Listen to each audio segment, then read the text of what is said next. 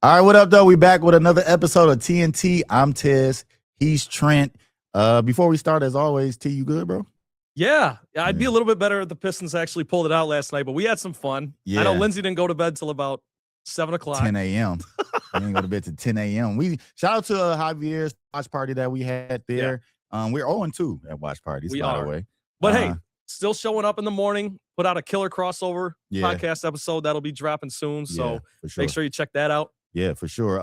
Let's get straight to it. Donovan Mitchell detonated on the Pistons in Game 4. Lindsay's blaming it on me. But the fact of the matter is that Donovan Mitchell is the one that's playing the game. The Pistons are playing the game. The Cavs beat us 112-103 to tie the series at 2 apiece. He dropped 43, 39 in the second half, had 4 points in the first half, 21 points in the third alone. The Cavaliers went on a 23-0 run in the second half to open the second half. That became Cleveland's largest playoff scoring run in the play-by-play era. And James Harden added 24 and 11. Evan Mobley 17, 8, 5 assists, 5 blocks, 3 steals. K struggled 19 points, 6 to 6, 5 turnovers. And how I look at it, though, honestly, two teams just protected home court as you're supposed to do. I thought we was going to still win in Cleveland, but it's tough. It's tough to win on the road. But great teams do win on the road, but it's tough. Want to get your thoughts on what you saw from the Pistons and what we got to do to get the dub at LCA in Game 5. Well, so first of all, I got to tell you, because I know you can relate to this, Tez, because we talk sports for a living and we love it. It's great. But you have friends who always want your opinion on stuff, right? Facts. Like fantasy football is a great example. They'll be like, who do I start? And you tell them who to start, and then that guy goes out and lays an egg, and then you look like an idiot. Right.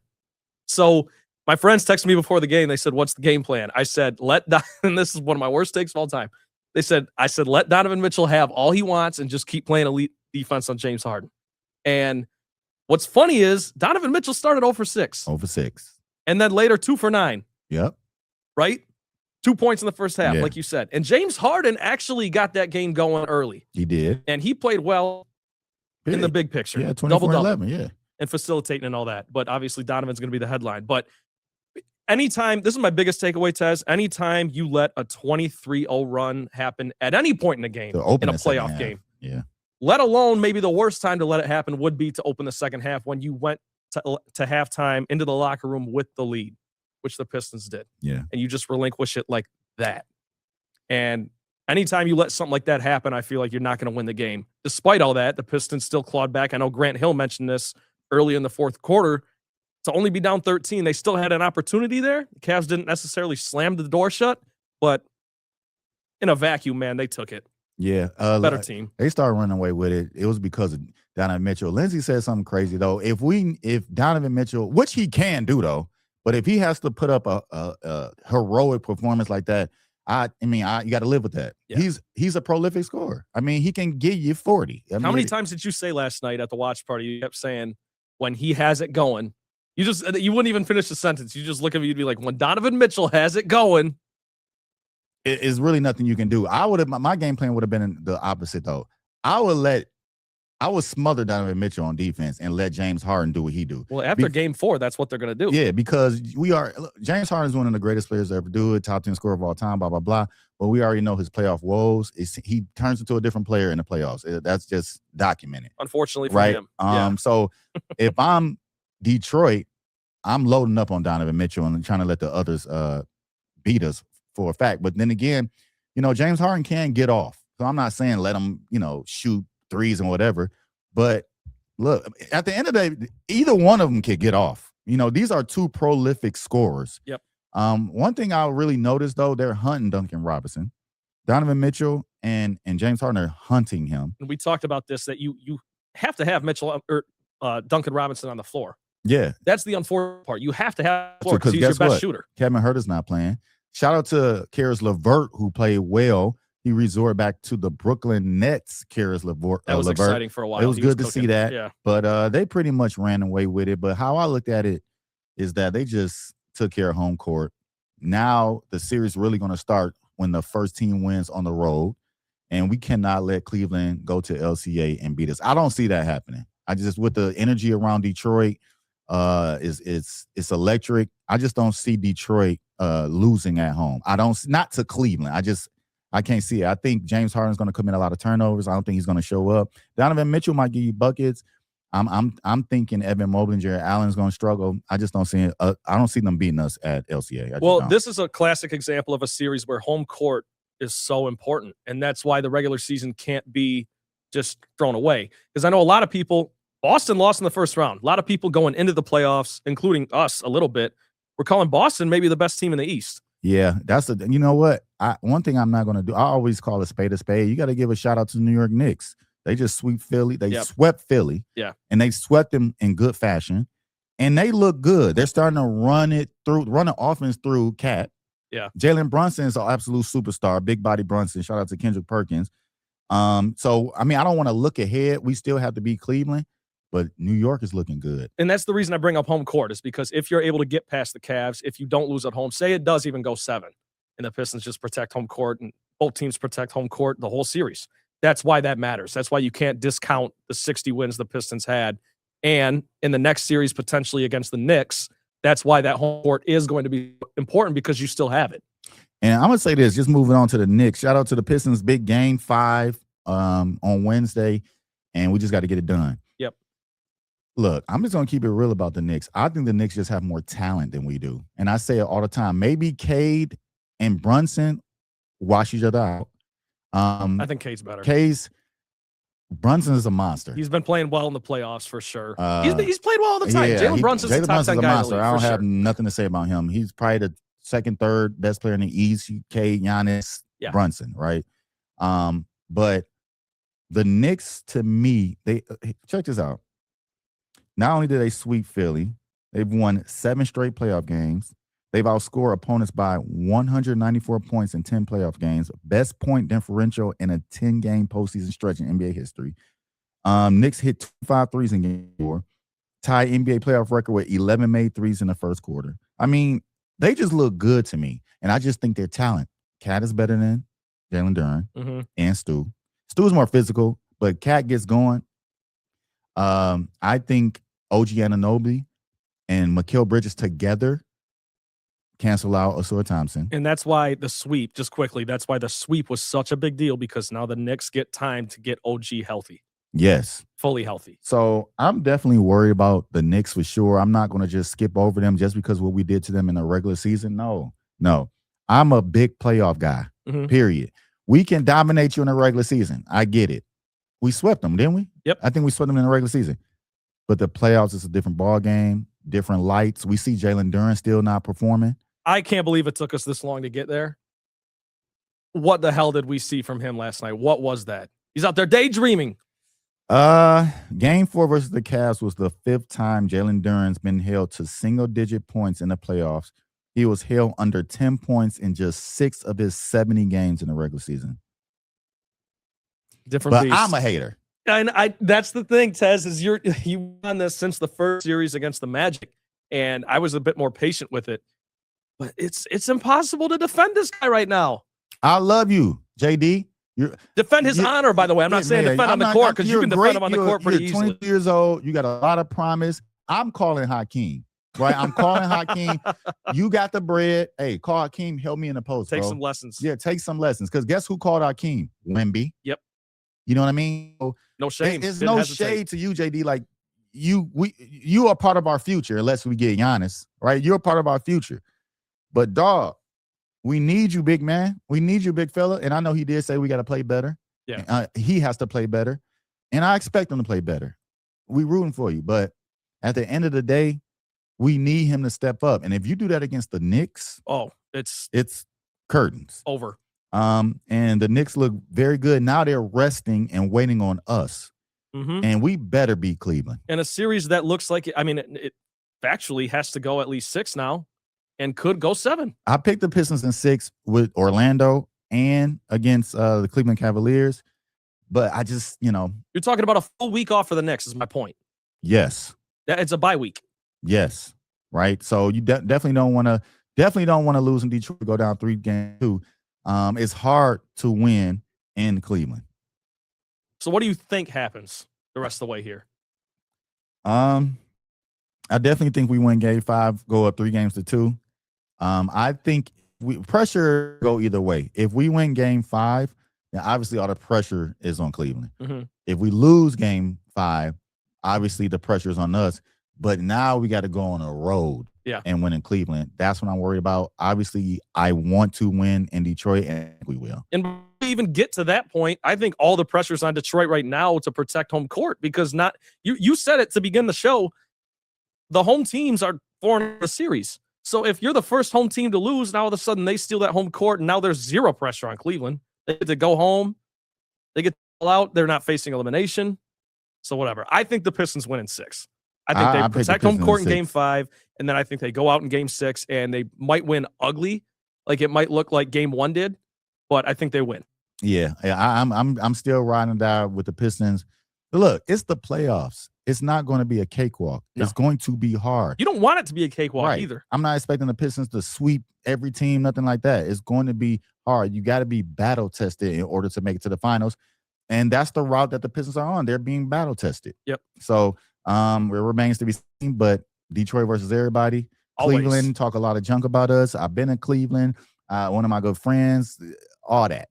We gonna murder y'all. Victor Wembanyama got ejected for the first time in his NBA career after drilling Naz Reid with an elbow in the Spurs 114-109 loss to the Timberwolves in game 4 of the Western Conference semis. Now the series is tied 2-2. Ant-Man, either the OG and Lindsay do not want to admit this, is the best player in the series. He's playing better than Wemby. I wish I could disagree with you for the sake of argument, for the sake of the show, but he is. And we've seen, look, this is Wemby's first taste of the playoffs. I'm not saying he can't handle it, but you've said this all morning. It's a different beast. Ant-Man has shown up year in, year out, and has a playoff track record that I trust more than Wemby. I'm sorry. And I know they don't believe me, but I told you on the show that I picked the Spurs to win this series. Yes. I mean, excuse me, the T-Wolves to win this series. And I know it's going to be tough, but I think Ant-Man is showing how great he is. I think he's the best American basketball player.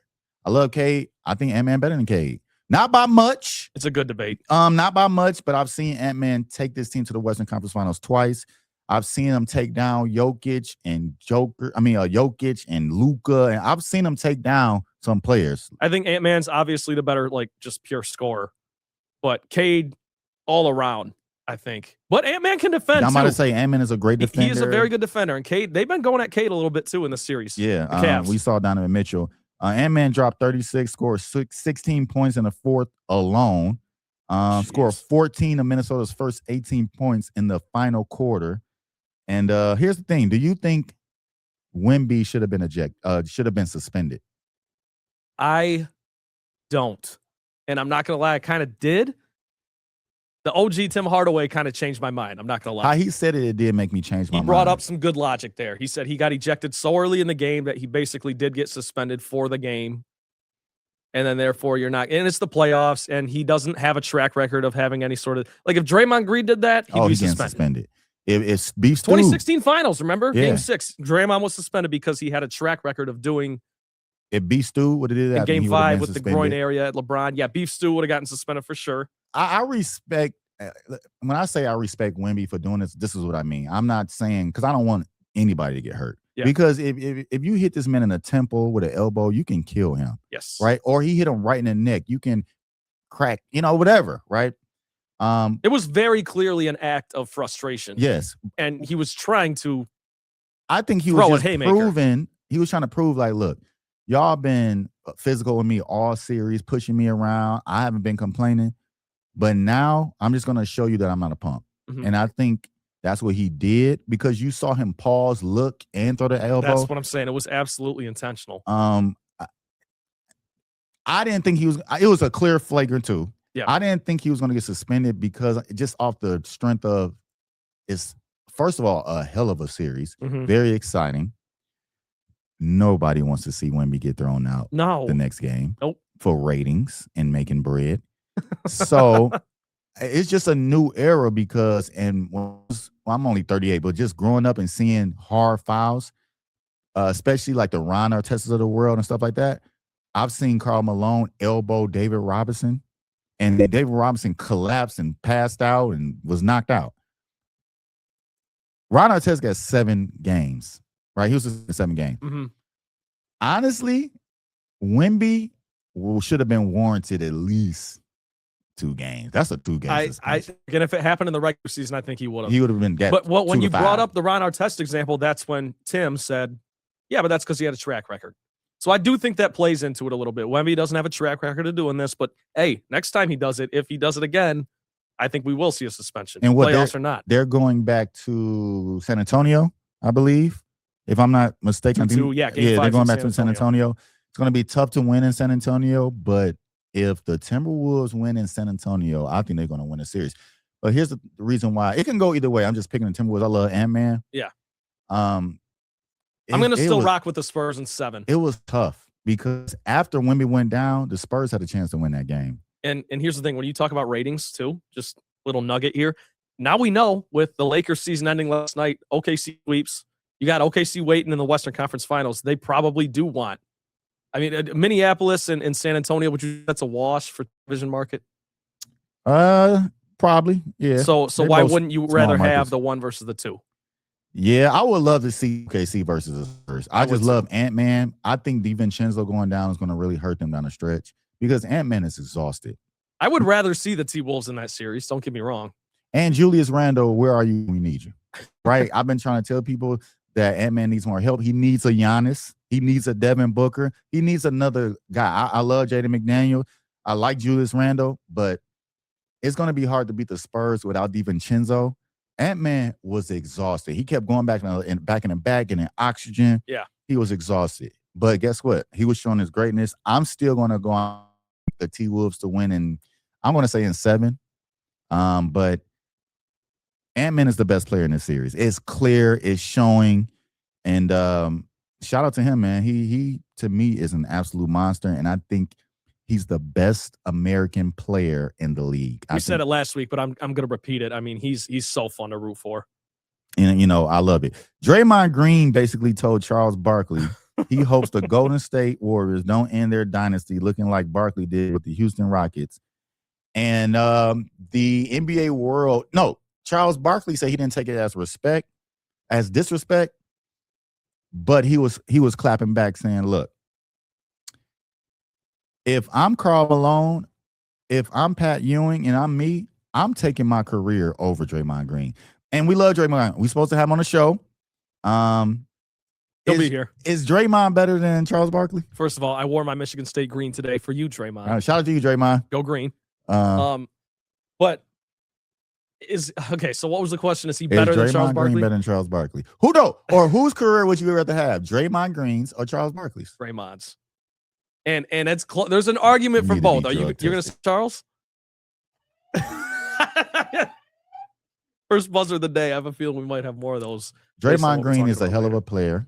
No, go ahead, state your case. My case is simply that it was in a very comfortable situation for him. Never asked to do too much. He played with 2 of the greatest shooters ever. The greatest shooter ever in Steph. And you could make the argument Klay's number 2. Andre Iguodala was on that team. Iguodala's on that team, so he played with one of the best on-ball defenders ever, MVP, Finals MVP 2015. The competition he played against was no slouch. He got to guard LeBron for a lot of that time. One of the greatest defenders of all time, for sure. His career, we'll look back on and think, yeah, he's one of the best defenders ever, and he won championships. It's fun to win championships, so I would have rather had Day-Day's career than Chuck. But state the case for Chuck. Go for it. Draymond Green said, I think the goal is just to not look like you in the Houston Rockets uniform. Absurd. Charles Barkley in Houston averaged 16.5 points and 12 rebounds and nearly 4 assists. In his first year as a Rocket, 19 points, 13 rebounds, All-Star appearance, Western Conference Finals. I was going to say, didn't they go to the conference finals that year?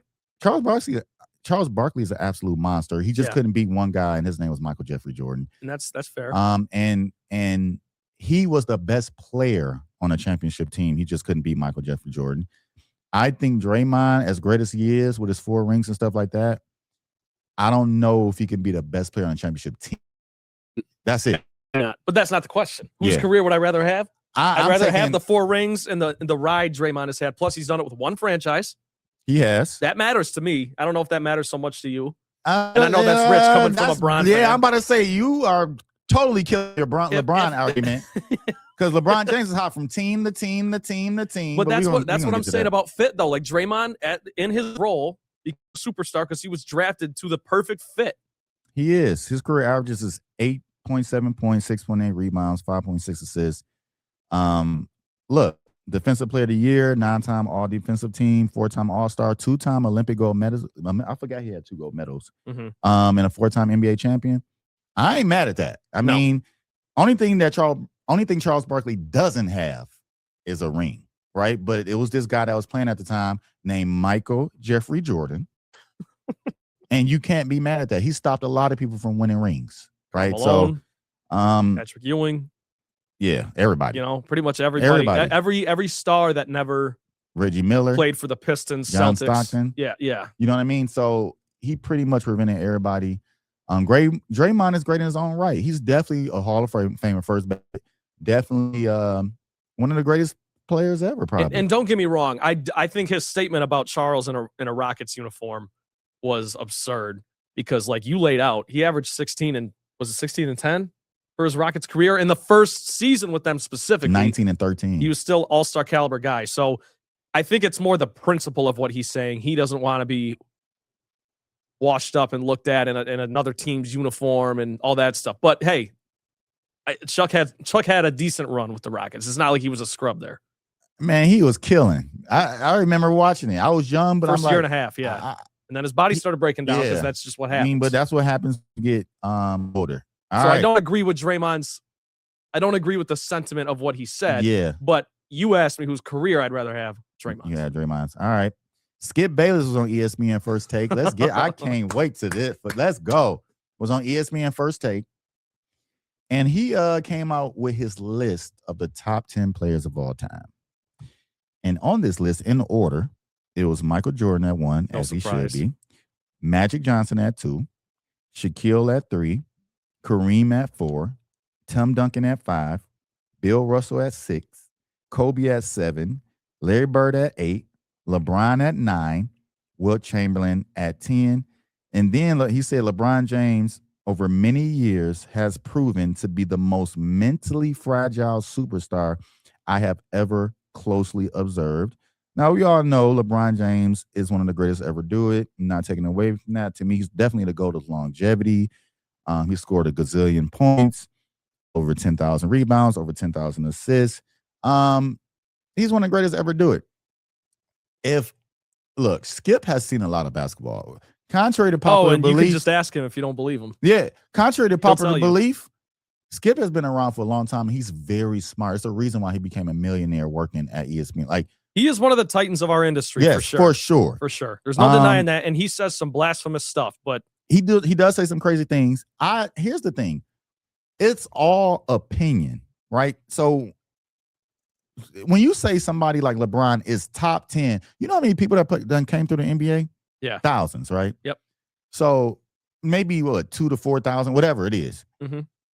Out of all the players in NBA history, you're saying this man is number 9 all time and people going crazy over that? Yeah. To me, that boggles my mind. Because out of thousands and thousands and thousands of people that play in the league, you got him at 9 all time. That's not bad. I have him at 6. That's why sometimes with these lists and these debates and these conversations, you got to rip one guy down to build the other guy up. And sometimes I hate because I'm like, take the NFL, for example. Who's the best quarterback in the NFL right now? Well, everyone's going to say Patrick Mahomes. Yes. And then in order to do that, you got to knock Lamar Jackson. You got to knock Josh Allen. You gotta knock Joe Burrow, whoever, because you're building up Patrick. But you're making it sound like these guys are bums. And you're like, no, I got him at 2. He's just not better than the guy I have at 1. So I think that's the logic you're kind of going with here is like, he's got him at 9. That's still a compliment to some, but others view it as. Well, I mean, you think I disagree with Skip having Kobe at 7, but I'm not gonna be like, damn, and you don't know what you're talking about. Kobe is one of the. If you got him at top 10, cool, or inside that 10. But I think it's blasphemous. I think he's 2 all time. But what you're saying is, if Skip is telling you that there's only 6 human beings that have ever walked the planet better than Kobe Bean Bryant, you can live with that. I can live with that. Even though you disagree. It's blasphemous because Kobe Bryant is the second greatest player of all time behind Michael Jeffrey Jordan. So but I just want to get your thoughts on it. Where do you have LeBron all time again? 1. There you go. Hit the button. I got LeBron as the GOAT. And one of these days, I definitely want to do an in-depth LeBron Kobe deep dive. Oh, that's easy. Because you say it's easy. It'll be easy for me. I study it. I study it too. Because how can you be the GOAT and you're 4-6 in the finals? Who did you dominate? Another question. Where's LeBron's era at? Because you had a Michael Jordan era. After Michael Jordan, Kobe Bryant was you maybe can say Shaq was the best player in the league for 3 years. Maybe the first 3 champions. LeBron's era is my entire life. And that's part of the reason. 5 years old. Kobe Bryant was the best player in the league from 2002 to 2011. So you're one of those people that I'm not disagreeing. You're one of those who thinks by the end of Shaq and Kobe's tenure, Kobe was already better than Shaq. He was voted player of the decade. People forget because Kobe dead. People were saying, man, this is the greatest person we've ever seen since Michael Jordan. Everybody knows it. LeBron was losing from 2002 to 2010. LeBron ain't win shit. He's playing in Cleveland. So what? That's the excuse.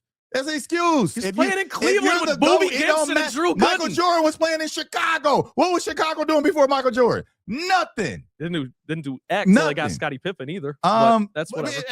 That's whatever. Scottie Pippen averaged what? 16 points for his career? Michael Jordan averaged 30. Michael Jordan made Scottie Pippen. It was not the other way around. What was Eric Snow giving LeBron? What was Drew Gooden giving LeBron? What do you mean? Is it 1-on-5 when you go to the finals? I'm sorry. Is it 1 versus 5? No. He had a team. If you're good enough to get there, you're good enough to win. So, okay, then let's talk about 04 then. I guess let's just do it. Yeah. Where was Kobe in 04? What do you mean? They lost. That's one of his 2 finals losses. See, LeBron fans make excuses for LeBron when he loses. He playing in Cleveland. He wasn't going to beat Golden State. How the hell are you going to beat KD and Steph Curry? That's an excuse. It don't matter. It's not an excuse. Yes, it's a fact. It don't matter because this is what LeBron fans do. That same year, he murdering the East, sweeping people, game winners. So are y'all basically saying this? Oh, he going through the East, but damn, once he gets to the finals, he's not going to win anyway. Is that what y'all saying? I kind of was. I'm not gonna lie. The media was in a frenzy. The media was in a frenzy when Kevin Durant went to Golden State on July 4th, 2016. I'm a competitive you and I both person. know. I'm a competitive person. We all knew it was over at that point. If Kobe, I'm never betting against Michael Jordan and Kobe. If Michael Jordan was playing against that Golden State team, I think they beat them for sure. Kobe and Shaq, or Kobe, Paul Gasol, Lamar Odom, on them, I think they beat Golden State too. That's just me. Okay, so LeBron with J.R. Smith, Kyle Korver, and Tristan Thompson is supposed to beat. Is LeBron the GOAT or not? Yes. Okay. So it doesn't matter to me. You're the GOAT. Let's or it's supposed to be. Let's table that. Let's table that for a sec, because the other things that stick out to me on this list. Okay. I think Magic at 2. And again, I don't want to tear Magic down. I got Magic at 3. It's a little high. I think it's a little high. I got him at 4. Well, you got him at top 5, so that's 2, fine. And then I got Shaq a lot lower than 3. You got him at 3? I got Magic at 3, Kareem at 4, Shaq at 5. Shaq at 5. I've got Shaq at like 8 or 9, which I know you think is bizarre. Oh, that is crazy. But like, I don't know. It's all subjective. Like you said, it's all opinion. It's all opinion. Here's my thing. Do you have Bill Russell and Wilt in your top 10? Because this is another thing that always gets hung up on. Excuse me. Here's the thing. The league was so different. I caught the tail end.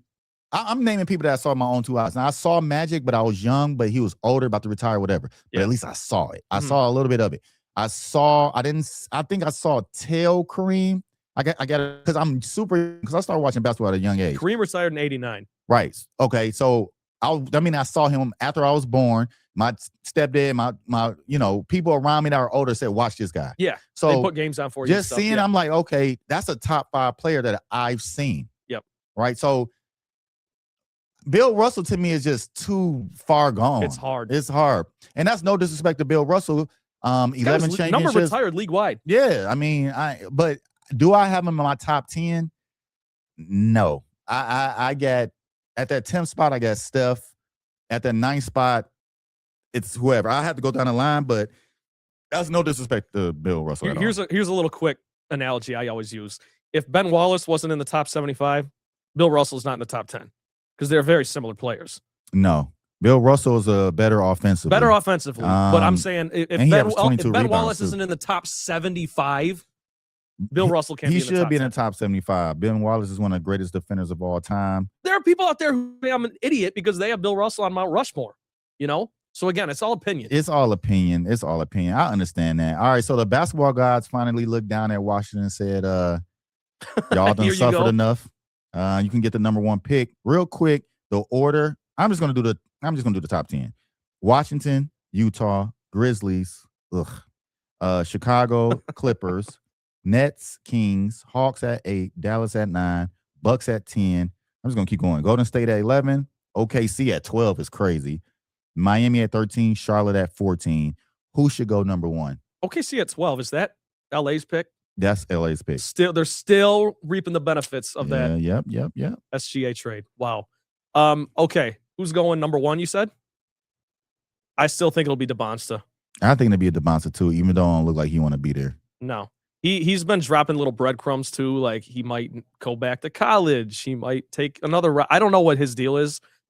I hate the whole culture of like, I don't want to go number 1 to this particular team. You're going number 1, dude. Yeah, you about to get paid. And I know you're already a millionaire because of NIL, but you about to get a major bag now. And to use your logic about LeBron, if you're the, because you say if you're the GOAT, you win no matter what. If you're the number 1 pick, you'll go turn that franchise around. I don't care how bad that franchise is. I agree with that. I ain't gonna say win a championship because we talking about GOATs, but like turn it around. Yeah. And you got Trae Young and Anthony Davis. I think Trae Young, DeBonsta, Anthony Davis and Alex Sarr is decent. And Lisa Shea. You plug him in right away, AJ DeBonsta.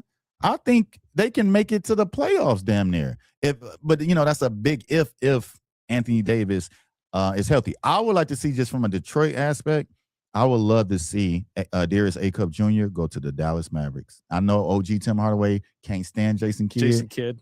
But I would like to see. I'm not a big Jason Kidd coaching fan. That was an all-time one-liner on the show. I would like to see him in Dallas, maybe with the Clippers. Other than that, I don't want to see him in like Milwaukee or I don't know. I just want to see him go somewhere great. Where would you want to see him and Darren Peterson? I like Dallas for A-Cup. Yeah, for sure. Because I think him and Cooper Flagg, that would be. I mean, because they're both super young. Granted, all these guys are young at this point, but Cooper Flagg is like exceptionally young, and he's already hooping. He's already dropping 50. So I think that'd be fun. And when you talk about a first overall pick who's going to turn things around, Cooper Flagg would get all that credit, but A-Cup would just be a perfect little something on top. And you got J. Kidd, one of the greatest point guards of all time. Yeah, top 5, coaching him up. Exactly. And one of the biggest, I don't want to say criticisms, but something that A-Cup is maybe missing a little bit that he could add to his bag a little bit would be his passing game. So if you have a Cooper Flagg with him so he can still get his buckets but also facilitate, I think that'd be a hell of a fit. Darren Peterson is still interesting, giving me Kawhi vibes. What if he end up in Los Angeles with Kawhi? Oh my that God. would be crazy. Talk about like Clippers fans just having an aneurysm. They'd be like, why? I don't want to see him go to Utah. I don't want to see him go to Memphis. Certain players, I agree. You don't want to see them go to different places, though. Yeah. Certain places. I don't want to see Darren Peterson. I would like to see him in maybe in Atlanta, or Atlanta would be decent. But Atlanta's got Risa Shea, my bad. But correct me if I'm wrong. Wasn't Peterson your number 1 going into the season? And then he was playing like it. He was. And Boozer was even a lot of people's number 1 going into the season. So DeBonsta kind of turned things around, at least for you and I both. We agree on that. But Darren Peterson was your number 1 going into the season. He played his way out of that. He is not that just now. Trust factor. He came out and said he was taking a lot of creatine, and his body was locking up and cramping up, and he didn't know what was going on. He felt like he said he felt like he was going to die and things of that nature. I'm like, damn, I didn't know all that. OG Tim Hardaway said that's some BS. They knew all that. They just didn't want to ruin his draft stock. Yeah. I lean that way, but whatever. I just don't want to see him go to a weak ass team. And I just don't want to see that. There are certain franchises that it's like, when the hell are they going to be good again? Like, and I do put Memphis and Utah both in that bucket. So I hear you on that. I remember when Memphis had Zebo and Rudy Gay and Tony Allen. Like I remember they had Hashim Thabit and Mike Conley. I remember they've always been a Marcus Gasol. They've always been a middle of the pack team that could never get over the hump. Yeah. But I remember they were the grindhouse. Like they were solid. They just could never get over the top. The West is tough. You had Kobe. You had Tim Duncan. You can't. Yeah. You're not beating that. That in and of itself. And then in the later years of that core was the Warriors. I think they had a 2-1 lead on the Warriors in the Western Conference semis in 2015. I could be wrong.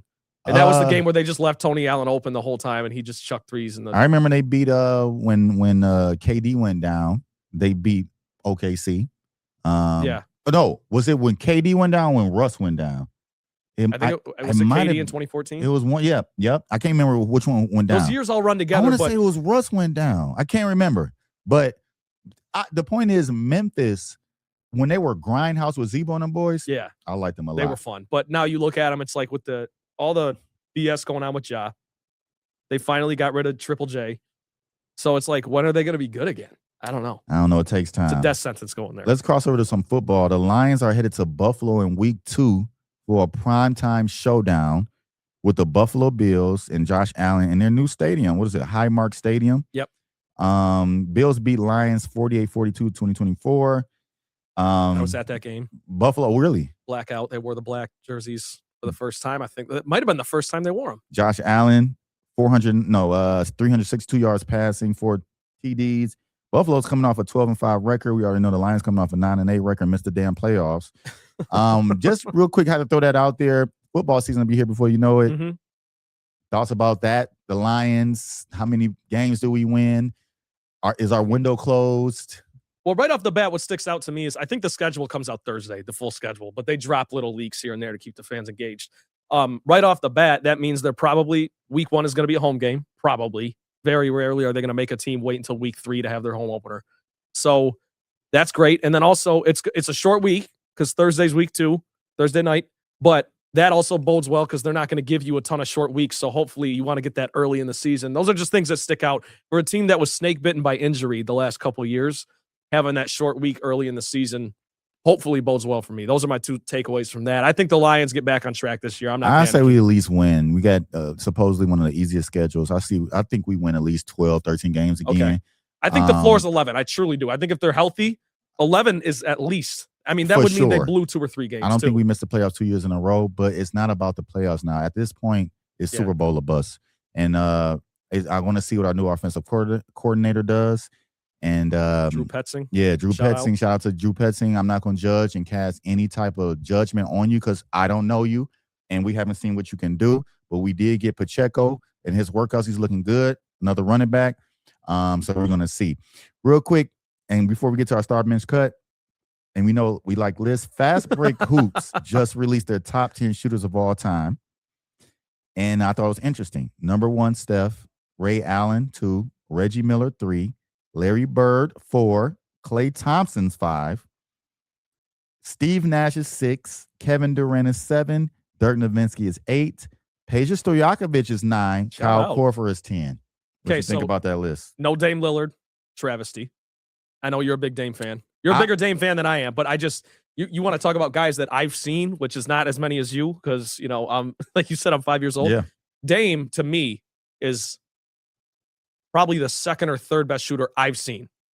Because I got it with Ray Allen, I got it with Klay Thompson. But like Dame, because he's also so little. People forget how little Dame is. Dame is probably about 6'1". Yeah, generously.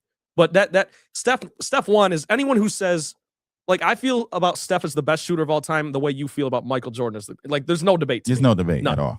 I would probably put Dame over Steve Nash. I would too. I'll probably put Dame as a better shooter. I'll tell you what else I like on that list. Tell me what you think. I like Ray Allen at 2. I don't have him at 2, but I don't have a problem with him being at 2. Who was that? Oh, you got Klay Thompson. Klay. If I had to reorder this, I'm doing Steph, Klay, Ray. I think we have the same top 3. Definitely Steph, Klay, Ray. Then I probably go Reggie Miller 4. Reggie or Bird, one of them, because that can go either way. I'll probably put Bird over Reggie, honestly. So in some order, Bird, Reggie, and then you have Dame 6? Yeah, I got him around 6. Kevin Durant, Dirk Nowitzki is in there for sure. That is so interesting that they have those guys in there, but you're right. I don't know if Kevin Durant is he's more of a scorer than a shooter. He can shoot. Yeah. But like Steph Curry is a shooter. That's the thing. You got to expand your mindset a little bit when you think about these things. Because to me, when I think shooter, I literally just think of like catch and shoot. That's not what KD and Dirk necessarily are, but they're jump shots. I think Dirk is more of a shooter than Kevin Durant is. He is. Even though Dirk can give you buckets. KD puts it on the floor. Peja Stojakovic is a shooter. I love Peja. I watched I love Peja. But just thought that was interesting. The top 3 shooters of all time is Steph, Clay, and Ray Allen. Yeah, I'm with you on that. Of all time. All right, let's get into our favorite segment. I got some start bench cut. I'm gonna let you go first. You can start. Okay. My start bench cut: Dennis Rodman, Draymond Green, Ben Wallace. Okay. Oh, okay. So this is funny. You know how to hit me with these because I don't know if you know this. Dennis is my favorite athlete ever. Period. Okay. So, and I never watched him play, but just like when I played basketball, that was my idol. So I'm starting Dennis. He is the greatest at something ever. He is the greatest rebounder ever. So I'm starting. He might be the greatest defender ever. And he's top 5 on ball. Absolutely. And then I'm probably going to bench. I'm going to bench Draymond and cut Ben. Draymond can score a little bit. Ben Wallace is a 4-time defensive player of the year. He was guarding Shaq. And Draymond at least has one of them. Draymond at least has one of them. He never had to guard no damn Shaquille O'Neal. Shaquille O'Neal will murder Draymond Green. Draymond had to guard LeBron. LeBron ain't a center. LeBron didn't play in the era. Draymond ain't a center. Man, but he couldn't see. Look, Draymond didn't play in the league when it was a legit center. Yao Ming, Shaq, David Robinson. Man, you.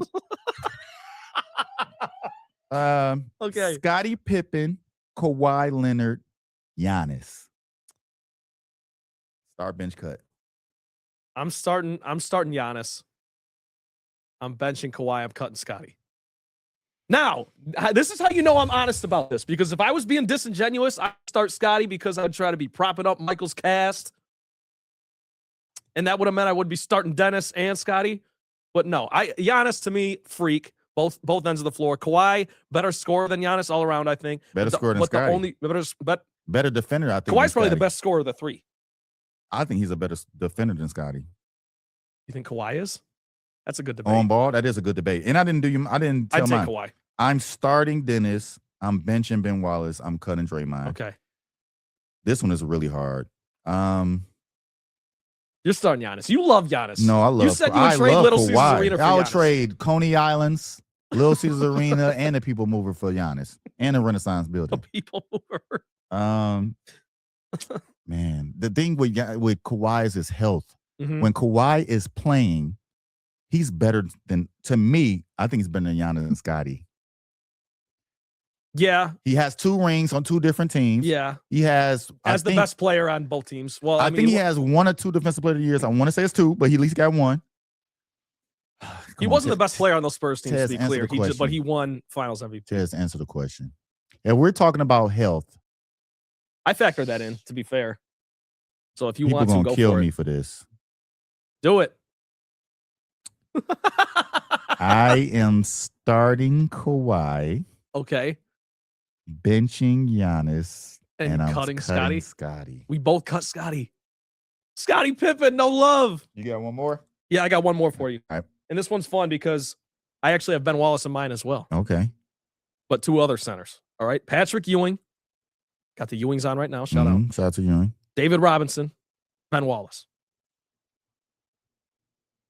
I'm starting David Robinson. Me too. He's the only one of those 3 with an MVP. I'm benching Ben Wallace.